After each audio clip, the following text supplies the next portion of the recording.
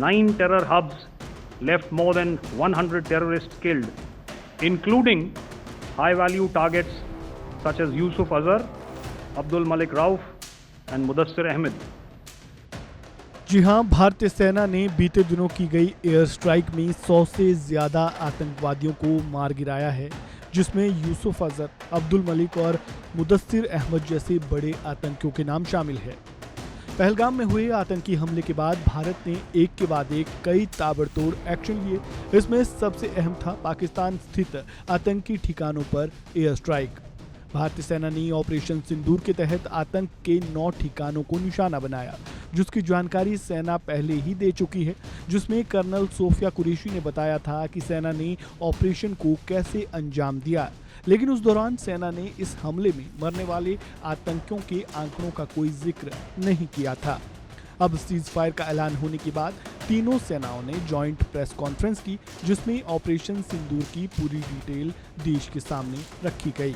साथ ही पाकिस्तान की नाकाम कोशिशों का भी इसमें जिक्र किया गया। DGMO lieutenant general Rajiv Ghai ने कहा कि पाकिस्तान ने बीते दिनों भारतीय सैन्य अड्डों को निशाना बनाने की कोशिश की, लेकिन ये प्रयास ज्यादातर विफल रहे।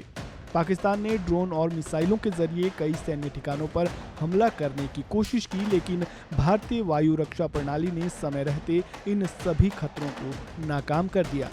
इसके अलावा डीजीएमओ ने बताया कि 7 मई को की गई एयर स्ट्राइक में 9 ठिकानों को तबाह किया गया, जिसमें 100 से ज्यादा आतंकियों को मार गिराया गया, जिसमें यूसुफ अजहर, अब्दुल मलिक और मुदस्सिर अहमद जैसे बड़े आतंकियों के नाम भी शामिल थे। और क्या कुछ कहा, सुनिए।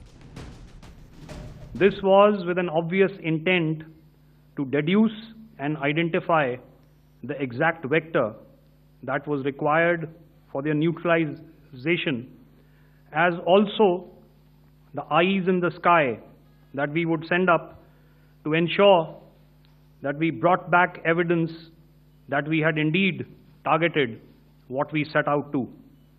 The precise images of these engagements on that fateful and historical night have already been showcased during the first press statement on the 7th of May that was helmed by our Foreign Secretary. I have no doubt in my mind that we achieved total surprise, and those strikes across those 9 terror hubs left more than 100 terrorists killed, including high-value targets such as Yusuf Azhar, Abdul Malik Rauf, and Mudassir Ahmed that were involved in the hijack of IC-814 and the Pulwama blast. The line of control was also violated soon after by Pakistan, and the erratic and rattled response of our enemy was apparent from the number of civilians, inhabited villages, and religious sites such as Gurudwaras that were unfortunately hit by them, leading to a sad loss of lives.